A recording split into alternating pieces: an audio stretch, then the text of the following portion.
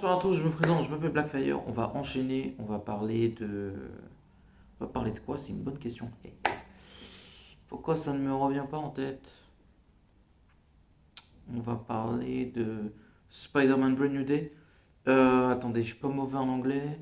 Monday, Tuesday, mardi. Le trailer devrait arriver mardi, normalement, de Spider-Man Brand New Day. Le trailer serait de 2 minutes et 15 secondes, ce qui est assez conséquent quand même. Et ça va être du très lourd. Très lourd.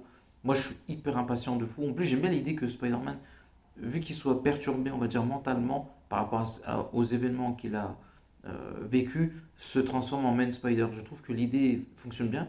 Ça a été bien fait dans la série des années 90. Je pense que Marvel va s'en inspirer. D'ailleurs, je n'ai jamais compris pourquoi on a mis autant de temps à avoir ce run. Non, mais vraiment, c'est sincère. Je vais même vous surprendre.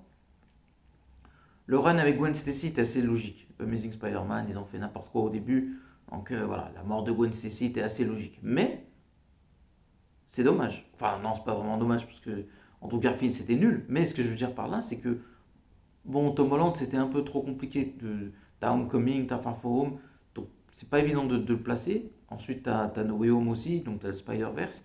Mais c'est marrant que ce run qui est quand même l'un des runs qui est connu des comics parce que c'est le centième numéro de Spider-Man, on a mis autant de temps à le faire. C'est assez ironique, paradoxalement, parce qu'on a fait le symbiote, on a fait plein de trucs, et ce run-là est arrivé un peu après. Et pourtant, enfin un peu après, je parle d'aujourd'hui, et pourtant c'est un run de fou.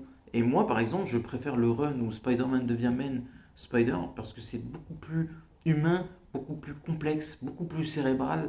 Tu sais, ça parle de la bestialité, de la monstruosité qu'on peut être en tant que personne, et comment on lutte pour esquiver ça. Et qu'est-ce que tu fais quand tu es en train de devenir un monstre? Et c'est ça qui est intéressant en fait. Il y a un côté, vous savez, la mouche de Cronenberg. Et je trouve qu'au cinéma, ça pourrait être incroyable à voir Spider-Man devenir un monstre, justement. Il y a un côté assez triste en fait, au bout du compte. Un peu comme quand il vient avec le costume noir, mais je trouve que c'est pire, parce que le costume noir, il peut trouver le moyen de l'enlever. Redevenir un être humain quand on devient un monstre, c'est un peu complexe. Et du coup, c'est pour ça que j'aime beaucoup ce run et je pense que ça va être exceptionnel. Donc n'oubliez pas de commenter, like la vidéo et à la prochaine.